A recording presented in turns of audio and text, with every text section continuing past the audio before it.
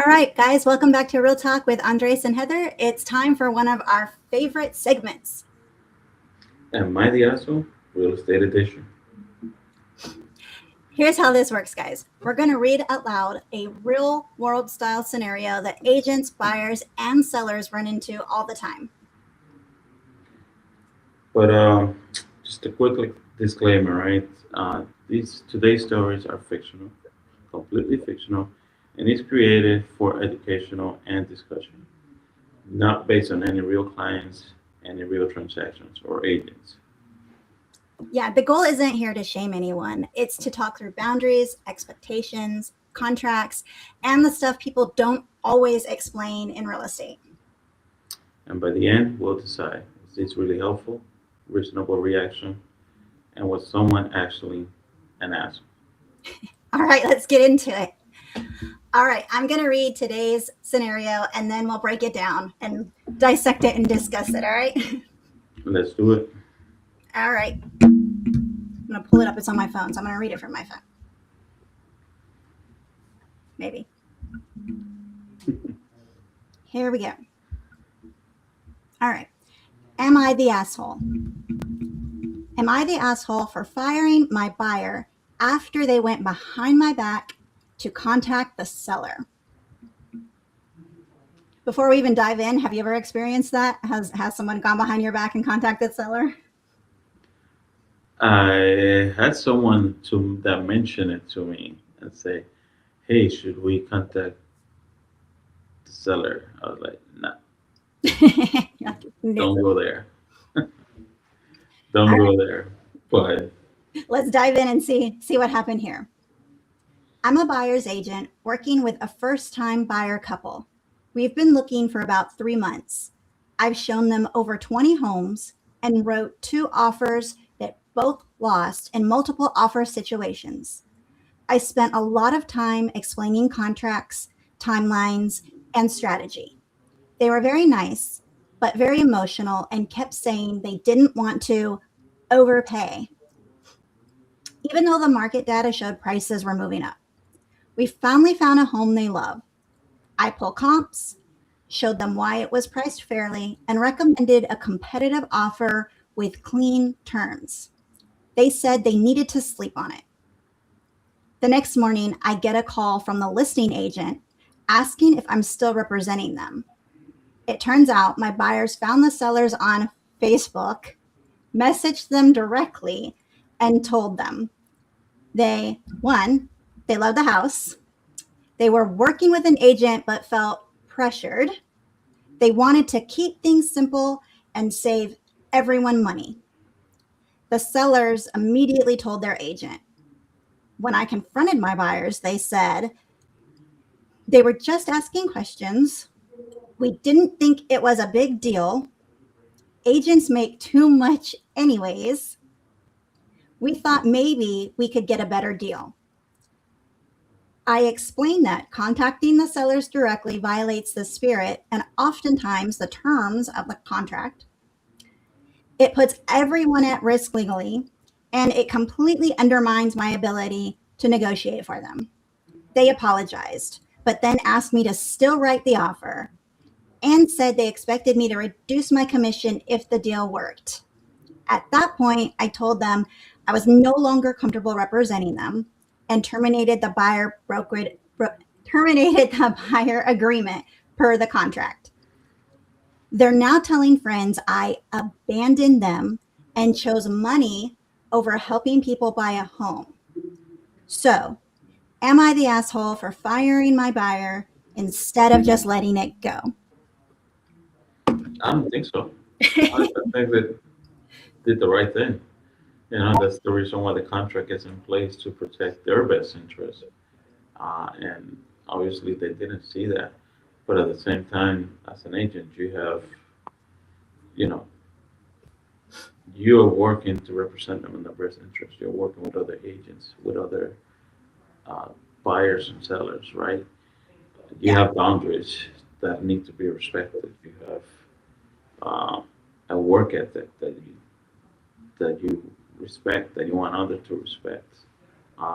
And obviously, the clients in the situation that didn't respect any of that, right?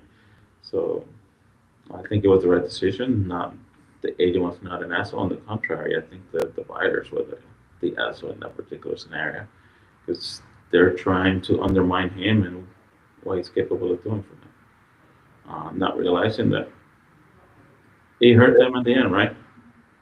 It did. It came back to bite them in the ass. So we're just gonna be like, case closed. They're not. He's not the asshole. The buyers are the assholes. No, I'm just kidding. We gotta dissect it a little bit for our listeners and explain exactly the situation that happened and why. Key points of this to make him not the asshole. But to play devil's advocate, did he explain that they couldn't beforehand? Did he explain that correctly? That they don't go directly to the seller. They use him to negotiate on their behalf. Because if that wasn't properly explained, then maybe just automatically firing them like that is a bit much if they didn't know that. Not saying that's what I think. I'm just saying if you don't know, you don't know. Well, when you're going over the disclosure, right, of what you're doing for them on their behalf, you're mentioning all of these things and why they have to go through you in that particular for every step of the transaction for their best interest. Yeah. So that's part of that process there. So the fact that they were just going around, I think they were just looking for a better deal and it backfired on them. I You do know, too. I do too. because now not That's only why did it's they, important that you read that part of the contract to your buyers when you're having them sign your buyer brokerage agreement. not only did they get fired by that agent, what if the next agent doesn't give them a commission cut? Now the sellers know what the buyer's interest is. What if they no longer lower, you know, given the same offer? Hmm. Now they know they have a stronger case. They may not get the property at the same price, same terms that they were looking to get prior to them reaching out to the seller directly. So it And they made doesn't themselves always, shady. They made themselves look yeah, very shady to the sellers. yeah.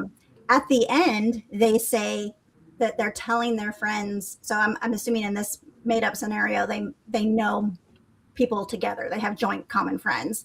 They're telling their friends that the agent chose money over helping somebody buy a home, get into a home. What money? They didn't close. He didn't make any money. So all the work that he did showing them 20 homes, I think it was, and writing 2 offers, negotiating with those agents to try to get under contract, the agent didn't get paid for that. So what money? I hope he had a retainer fee, right? That's something that people don't consider, right? You put all this time, all this effort to helping someone, and at the end of the day, they come out with something like this. It's like, oh, it's unfortunate, but it happens. It does. It does happen a lot. I don't think a lot of times people who aren't in the industry realize how much work goes into real estate before we even go under contract. It does, exactly.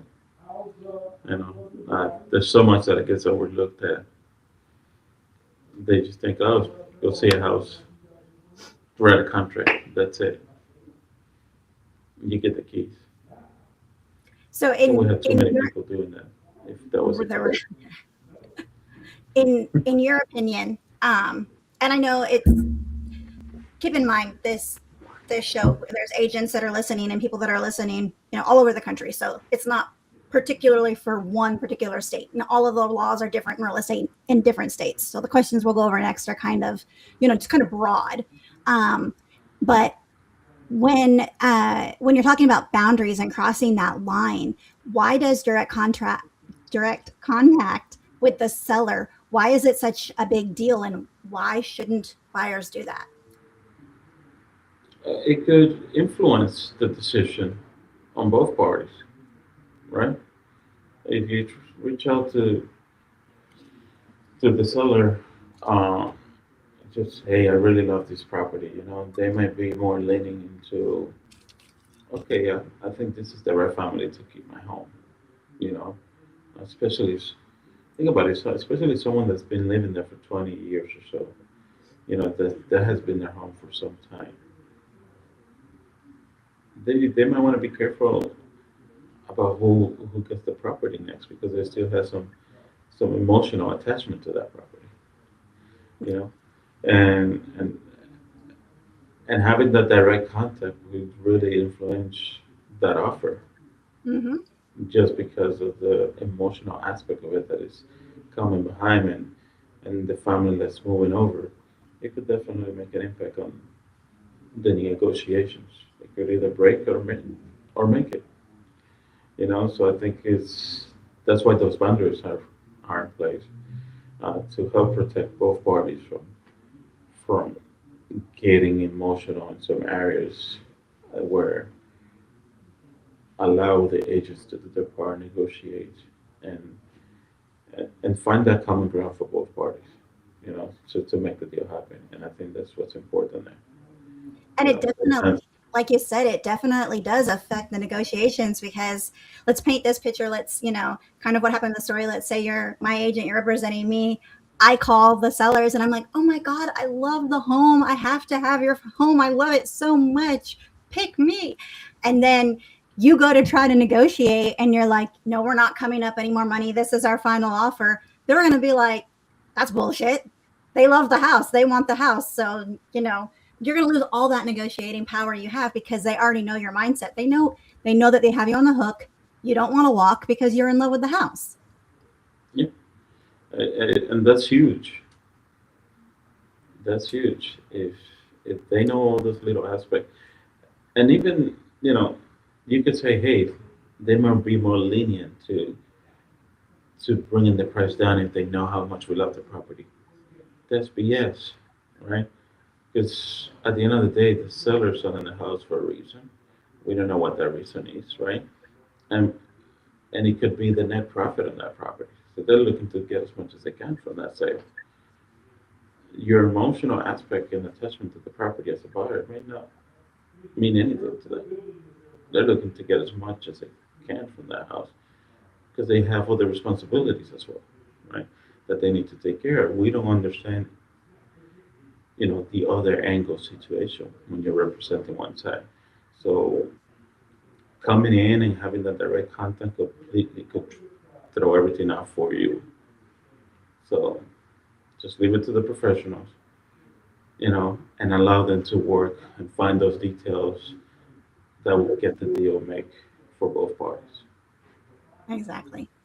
And explaining the contract, your buyer brokerage agreement, or your listing agreement if you're listing the home for them, it's very important that you understand the agent, the contract, so that you can explain it correctly to your client. Because when the client and then just rushing them, have them sign it, that's not necessarily great because then you run into situations like this. So yes, you want them to sign the contract, but you also want them to know the contract and you know the contract so that as you're going through it and you're explaining these things to them, they know that you know, and then now you know that you explained it to them. So they can't come back and be like, oh, well, I didn't know I wasn't supposed to do that, or I didn't know we couldn't do this.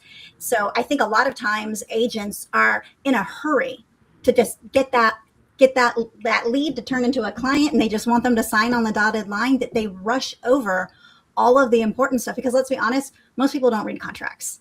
They really don't, Yeah, even when buying a house. they don't. And like I said, it's one thing reading it and going through it with them. I also think it's important to explain it to them in their verbiage, right? Like for instance, I work a lot with Hispanic community. I like them to understand every step of the process in their language, in Spanish, but I also understand, okay, who am I speaking to? What words do they use often? How can I take this, what it says in this country, and simplify it for them to understand that they can capture what's in those lines, right? Because you can put a contract in front of them in Spanish, but they may be familiar with all the words that are there, So they're gonna look at it and be like, okay, what does that mean? It's in Spanish, and you may assume that they understand what it says there, but they still may be like, okay, I don't get it. So it's very important to look at the details and understand who your client is and how you can try and pretty much put that in a verbiage that they are comfortable with, that they understand. Because for me in Spanish, the dialogue changes from one country to the next. Like, no kidding. I could say something with my Dominican language, and it means something else for my wife, who she's from Mexico, and her dialect is slightly different. So it's important to recognize those details in the process and ensure that they're understanding based on who they are. Because, like I said, you can put it in Spanish in front of them, but not necessarily mean that they understand what it says there. Yeah. And so, like I said, you got to go through that process, but understanding your client and making sure that they get what is in front of them. Very important. Probably the most important thing. Otherwise, they don't know the process, and you're kind of screwed. Do you think No, lack of explaining the contract, or maybe just even lack of knowledge to begin with, is why a lot of agents let bad behavior from their clients slide instead of? Because I hear a lot of times agents complain about like horror stories or nightmare clients, but they kept working with the client. They saw it through, and it was when they could have jumped ship. It was before they were under contract. It was before they were like mid transaction. Why do you think agents continue to work with somebody when they know it's not going to end well? I think most of all is where the agent's position is at. It's not necessarily the understanding on the contract, but where the agent's position is at. If you're running your business well, if you're running your real estate business quite well, you can say no to any client that you want, right? You don't have to work with anyone that comes on the front door and not, hey, can you help me buy a house? Can you help me sell this house?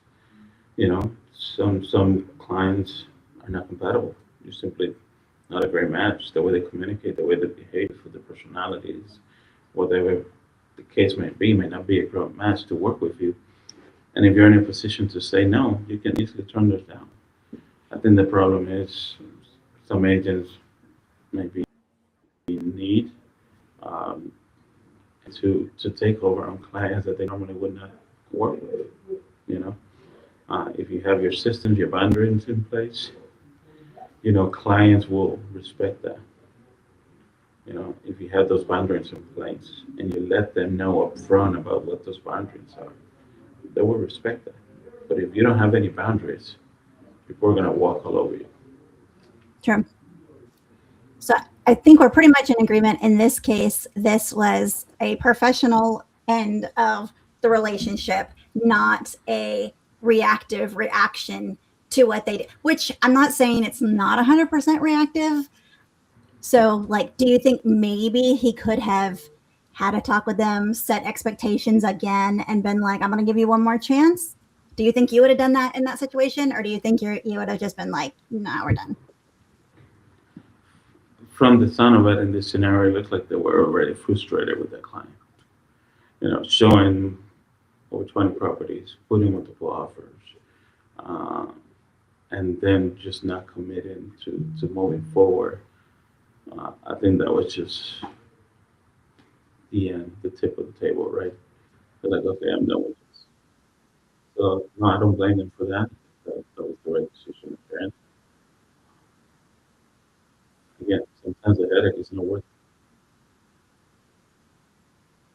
it. The last thing you said cut out. What was the last thing you said? It cut out. Sometimes the headache is not worth it. Yes, sometimes a headache is not worth it. I would have done the same thing. So. Yeah, and especially when they were like, um, they wanted him to write the offer anyways, and then cut the commission that he was supposed to make, saying that they'd already said, agents make too much money. They wanted a deal, and we talk about this all the time, about not knowing all of the work that goes into that transaction, and that's part of explaining it too. A lot of agents, they don't do like weekly updates. They don't let their buyers and seller know what's going on. So if your buyer or seller doesn't hear from you for a couple of days, they just assume that like you're sitting on the couch eating Cheetos. They don't know that you're sorting through properties, calling to find out if they're available, sending them the ones that match. They don't know what you're doing because you're not telling them. So in a way, I can see and understand why the public thinks, oh, real estate agents are overpaid and they don't really do anything. But they haven't been behind the desk of a real estate agent trying to do the work that we do and see how hard it is on a daily basis. Yeah, seriously, it's not just showing houses, right? That's the fun part. I always say that's the fun part. I enjoy looking, walking through the houses, seeing the buyers, face when they walk into a property and they figure out, okay, this is it. This is my property. That makes it for me, right?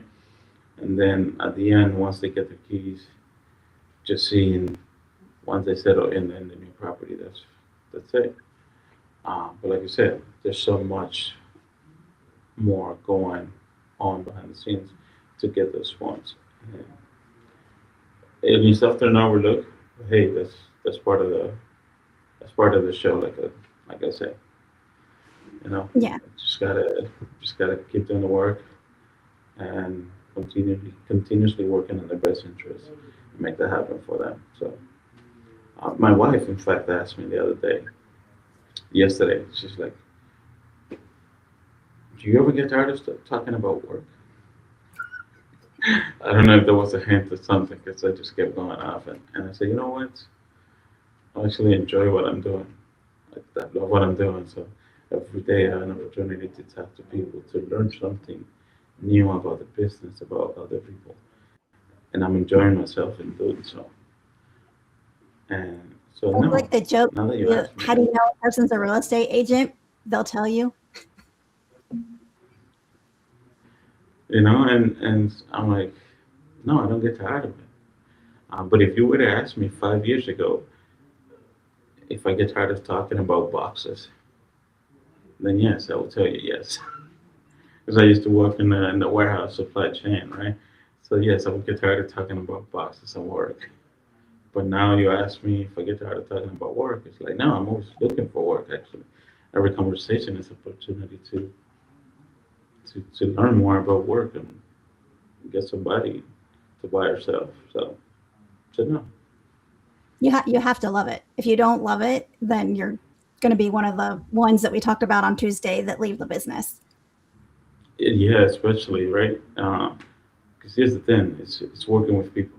It's one of the toughest jobs out there. I would say working with people is it's the hardest job because people are hard to please.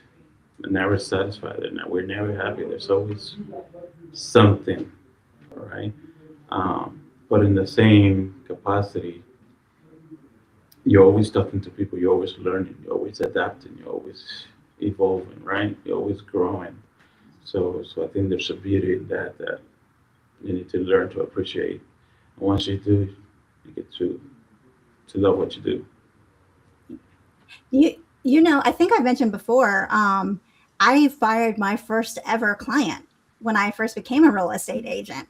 And that was my like first introduction into real estate was I was doing for sale by owner calls. I was calling all the for sale by owners, got the appointment, went out, did the tour of the house, got them as a listing. And I'm not going to go into the whole story on this one, but it turned out because it was my first time, I did keep this person as a client way longer than I should have. He turned out to be extremely racist, extremely sexist. And finally, my coach at the time was like, you need to let him go. This is not worth it. Let him go. And I did. So I did fire him as like the client. And that was extremely hard. And it really sucked, especially since it was my very, very first ever anything as a real estate agent. So it sucks. It's not easy. Nobody wants to do it, but it is necessary sometimes. It's absolutely necessary sometimes. Some people just can't work together. They can't. And to share that story with you, my first client, you already talk about it here before. She called me the other day, which in a similar scenario, just like what we put out there, show her number of properties, went into contract, nothing planned out, and it was sold for X, Y reason, right? But she called me the other day I would, still stay in touch. I'm one of those that every month or so I follow up, and I haven't reached out to her in 3 weeks or so. She's like, hey, how you been? We just haven't connected. I wanted to see how you guys are doing. But it's one of those, it's a very special person because I learned so much, although we didn't close the transaction. I learned so much in the process from that particular transaction. So I'm really grateful on how that transpired because that just really put so many other things into perspective that otherwise, you have to go through them in order to learn and to figure those things out. So, and to this day, I have a strong relationship with them. At some point, she's going to purchase this year, right? But just going through the whole process, you know, I thought it was a beautiful thing. It was unfortunate, but at the same time, I gained so much from that transaction, and they did as well, you know. So it's now, it's all depending how you take on the situations, right? Because that could be so much worse. We both can look at it as at a different angle with so much grudge and regret that didn't plan out, right? But we both are grateful that okay, she's not in a bad position, and we learned so much in the process. And but there's some situations where that happens, and people just take it in such a negative way Yeah. that it completely changes things moving forward and how you look at other clients in the future. Me, that doesn't deteriorate who I work with, but rather how to handle those situations and how to better prepare them moving forward. So it was good, but like you, that first client, it was not a pretty situation on the way through, but you know, different outcomes, different perspectives. And you have to walk So those through sometimes. Like you said, you learn, you grow, you take that into your next transaction, and you try to make sure that situations like this don't happen again. And now you know what to expect. And unfortunately, sometimes we just do have to walk through things. Like somebody can tell you about something, but until you actually walk that path, you really don't know. yeah, it's like these scenarios we're playing in, right? We can tell you about it. You can have a good idea how to handle the situations moving forward. But when you're involved in it and you have other things that are relying on you, you might go back and say, "Hey, I didn't know they said this, but shit, I really need to move forward with this because of X, Y, and Z." So it just depends on where you're at in the situation. When the moment comes, make the right decision. Yep. And sometimes it sucks. Like it sucks to have to fire a client. And then it sucks if you have the same friend group and they're saying their version of what happened. And then you have to combat those rumors and stuff. But unfortunately, that is always going to be a side effect of doing real estate. You're never going to have everybody be 100% happy all the time. That's just not a reality in any scenario. I say you're working with people, you're not. It's not going to happen. You can come to an agreement, but is everybody happy? Ready to party? Probably not. So Nope. it's fun. It's fun. You just got to look at the best, best in every situation. Speaking of situations, are you guys, what is it, the forecast in Alabama looking like for ice apocalypse this weekend? Oh yeah. Uh, I, I gotta look at my moving choices in the next year or so. 'Cause I thought I was not supposed to get all this ice out here. We're supposed to get 3 to 5 inches of snow, I believe. Yeah, it's supposed to, I think for here too, we're expecting a lot. So they've been stocking up, getting prepared. But I'm hoping maybe since like sometimes it doesn't happen, it just won't happen, but it probably will. I thought I leveled all that snow when I lived in Rhode Island, you know, years ago. I don't want any of that out here. Uh, it's too cold for my liking lately, but hey, here I am, you know. So then my wife is happy. She's like, yes, keep doing that, keep snowing. So we can push forward to move to Hawaii at some point. Well, actually, now that Tony and I went out and spent a shit ton of money to buy all the supplies that we're going to need if we lose power for several days, it probably won't happen. They're like, oh, you're all prepared for it? Okay, well, then it's just not going to be icy today. So That, that's that's probably. always the case. That's But if always we the didn't case. buy anything, it would be like shut down for like 2 weeks. Yeah, just imagine, that's always something that, I think about when the power goes out. I grew up like that in DR where you have power for a number of hours and then it will go out for a number of hours, and so on. And at the time, there was no consistency. Nowadays, they plan it a little better and tell you, hey, from this time to that time, there won't be any power. But it was on and off. You didn't know when there was going to be. Sometimes you had no power all night. Oh my You God. know, so that was normal. Like I didn't mind, didn't care. As a kid, I'd just go out in the street and play. We had things to do. Out here, it's like people don't know what to do. It's like power goes out. Oh my gosh, what are we gonna do? Do we have lights? Do we have? Nobody's prepared to ever for anything. No, You know, no. And there's no candles. my kids will freak out. They'll be like, there's no Wi-Fi. I'm like, I don't know what to tell you. Read a book. Exactly. So it's just surprise. Every time it happens, I'm like, man, oh man. Just give me a couple of books and I'm good. I But think, yeah, and knowing that if you look at it from a business standpoint, if you're a real estate agent, you're negotiating stuff, going into this weekend that this might be an issue. So plan accordingly. That way you don't lose anything over the weekend because power was out and you couldn't get in touch with a listing agent or you couldn't get in touch with, the buying agent. Just make sure that I guess by Saturday morning, any loose ends that you need to be tied up, have tied up. yeah. Make sure you put it on the other side of the table.